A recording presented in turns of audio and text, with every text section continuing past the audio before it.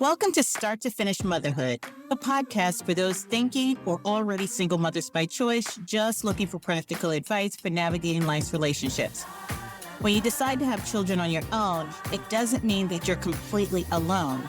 I'm Aisha Jenkins, and I'm partnering with you every step of your journey.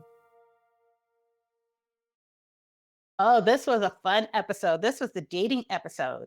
So, my thoughts on dating now, I still like the idea of dating casually.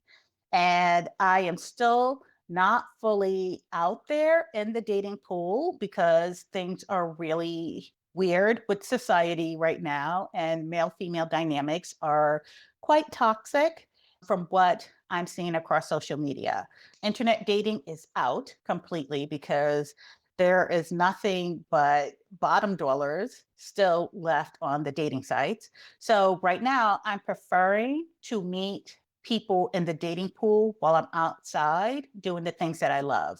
And hopefully, by doing the things that I love, there are other people there that are doing what they love. And so then we have common interests that way. And then you can just talk naturally. I need to talk to you and assess your mental health, assess where you stand in terms of gender relationships. And yeah, and I need to be able to do that without expectations in a more neutral space. I'm still very selective about who gets to come into my home, who I even share presence with. So I am not in the dating pool, but I can appreciate a good looking specimen of a person if they should pass my way. So, just a caveat is that I have two girls, and realistically, their safety and their comfort in the place that is their home is top of mind for me and is my top priority. So we have boundaries. I want them to be comfortable, and I always want home to be a safe place for them. So I don't want to jeopardize that in any way, shape, or form. To me, when I come home, I get a sense of peace. When I pick up the kids and we come home, it's just a sense of relief. And I don't want to change our status. So now that I'm happily living the life that I envision and I'm doing what I think is best for my family, I can honestly tell you I wake up every day and I have zero regrets. I love my life. And to be perfectly honest, 11 years into parenting, and considering the man that I was married to, my life would have been really hard. Parenting is hard in general, and trying to parent and get on the same page and have to negotiate every day with another adult and especially with the adult that I was married to would have been really hard. I would have regretted it. I would not have been happy. I would have been resentful. I would wake up every day with some deep disappointments, and I have none of that right now. Everything that I need to counterbalance who I am as a parent, I can pull in other family members and other trusted friends from my village to talk to the children, feel them out, and help to nurture them in ways that I am unable to or don't have the capacity to do. And I will tell you this, not everybody gets an opportunity to be around my children, so I am very selective. And yeah, so I intentionally bring in people who have different views on some things from me so that my children get that balance. Let's see. Also, at this point, when I do reveal my SMC status, I've revealed it to male people who I have no intentions of dating, but we might be talking about dating situations. And it's like water off a duck's back. It's something that I just am so comfortable with. So in everyday life, I may or may not mention it. I'll say I had the children on my own, and then I just keep it moving. And in those conversations, for the most part, the men keep it moving too. Let's see. Fashion wise, I am still in my jeans and comfy shoes and cute scarves and tops. I am frustratingly a little bit thicker than I was, kind of going through perimenopause, and it is what it is. I still try to stay active so that I don't get the general aches and pains. of older adults. I still have my natural hair. It's still cute, don't care. And so that's where I am currently right now. I am loving the trends of having the double stranded twists. My children are now starting to want to have a say about their hair. My oldest is getting into products and doing her own hair. Goodness help us. But yeah, that's where I am now. That's my update. So let's get into this flashback episode. And it's interesting when you hear the moms talk about what they were looking for in a donor. I'd say probably 50% of them would say, I was thinking in terms of guys I would date, which Mhm. is odd and interesting.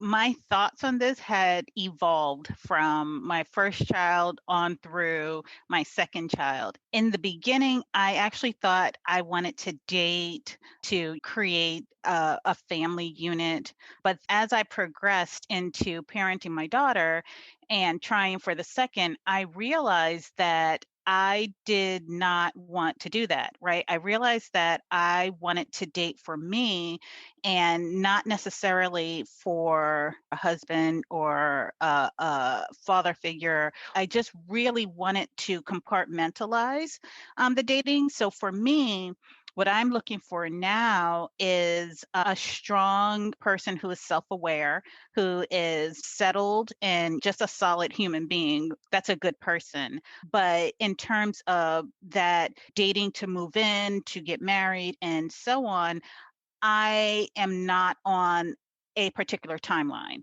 In my head, an ideal partner for me would be someone who is figuring out on their own or through a little bit of nudging how they can make it easy for me to be with them, carve out time to see Mhm. them, but not necessarily share space with me a whole lot of the times. If I get a sitter, we could Netflix and chill. If we reach that point, I could go to your place and we can get a hotel. We can do outdoor outings. But I really am Mhm. protective of my family space with my girls.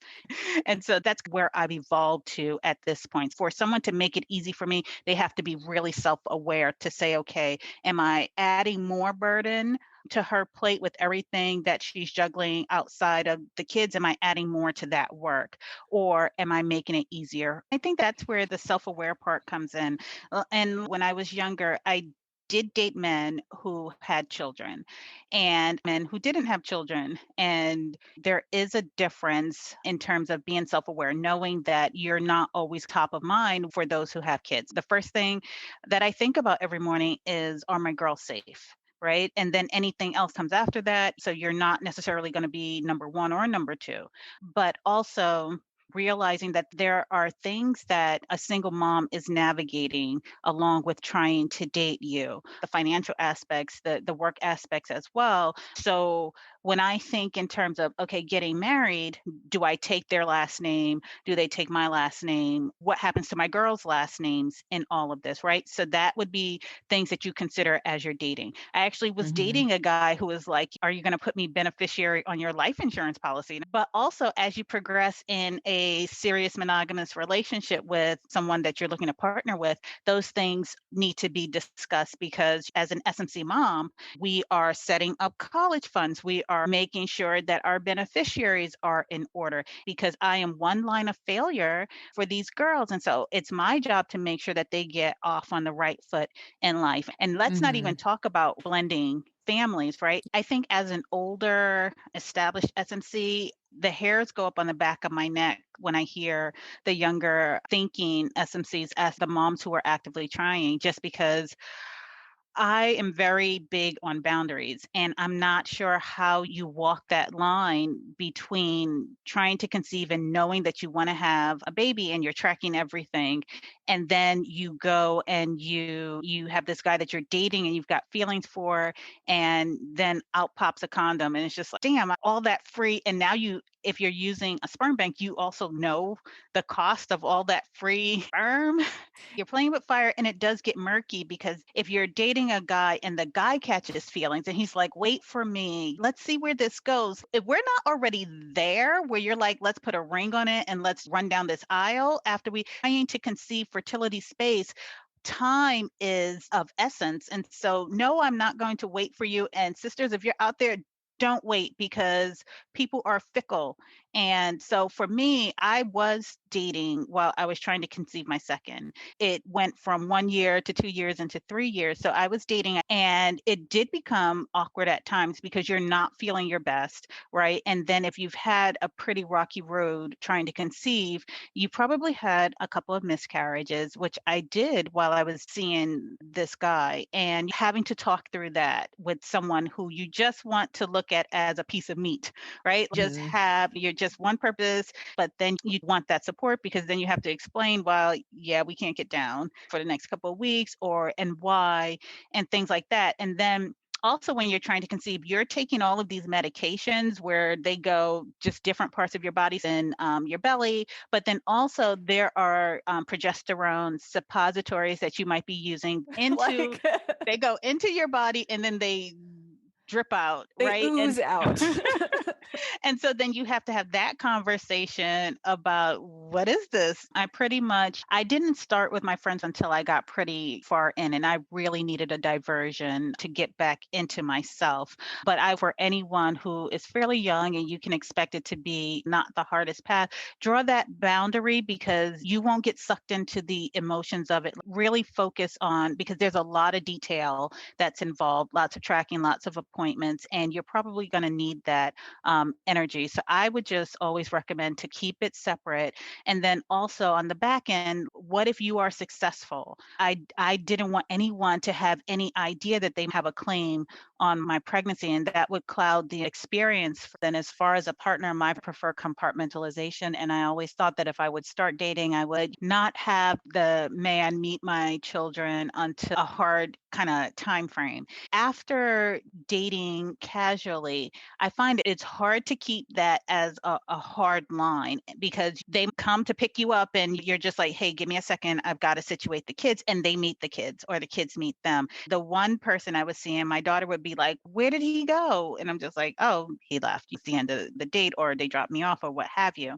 My approach is I'll feel it out, right? Because the last thing I want to do is have my kids' hearts get broken if mine gets broken, or I break someone's heart and then my kid is, where's the guy that we would see? So it's a balancing act. So I'm feeling my way. And also being that we are single moms, we still want to model healthy relationships look like, right? And healthy male-female relationships, right? And so they understand what love or respect looks like intuitively. And that's one of the driving forces for me to date again, is because I've got two girls. I want them to understand what it looks like to have someone care for you, what it looks like, not what it feels like, because they'll experience that, but what it looks like. So when we say someone who speaks to you respectfully, someone who is kind to you, someone who is kind to them and the people you love, and being able to see that, because kids take in so much through osmosis. When I was single, no kids, and was dating, I had all my stuff together. I'd say probably 75% of the guys I dated pretty much came with their stuff and were established. I will say this, there is a maturity piece that I mentioned earlier that is really important. It's an emotional maturity and things like that.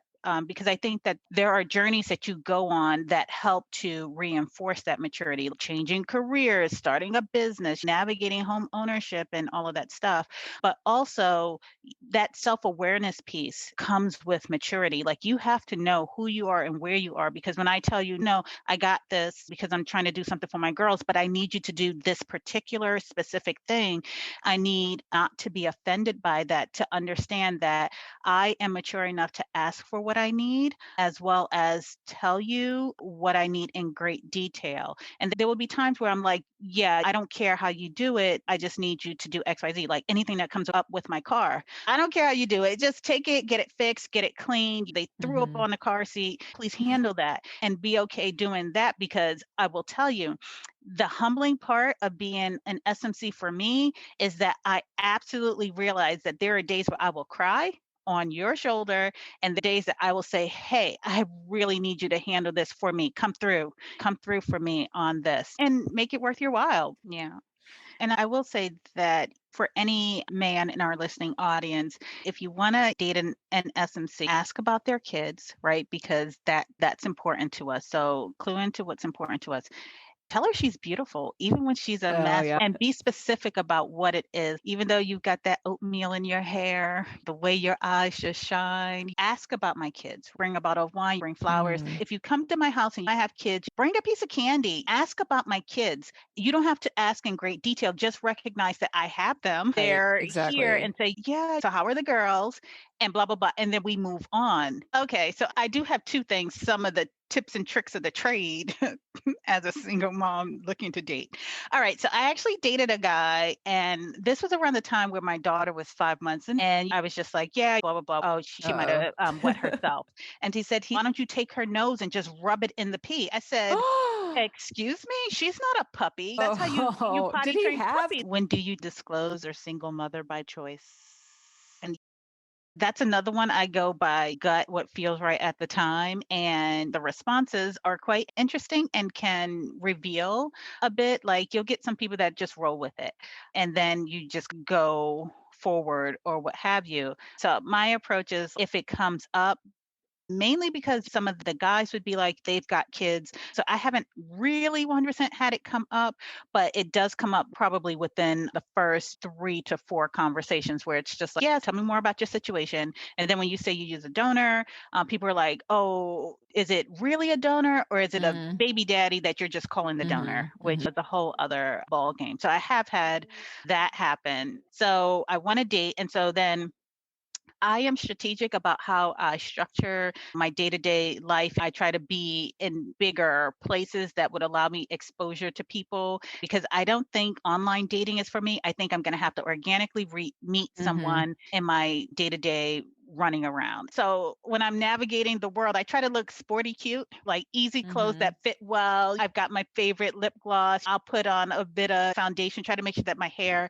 is neat or whatever, just put together, still a bit chic. I've always looked for jeans that fit nice, but I will tell you, I haven't ironed since my daughter was born. And so anyway, wash my jeans. I make sure I shake them out and neatly fold them so that all I'm doing is just unfolding them and putting on a nice top that fits well. And so then these cute little flats. And so then you just run and do a dash and pick up the kids.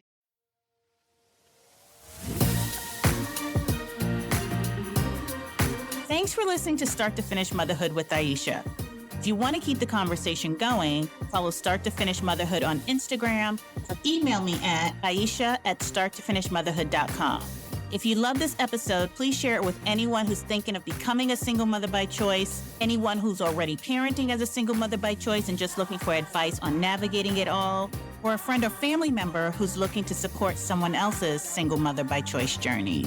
Until next time, bye now.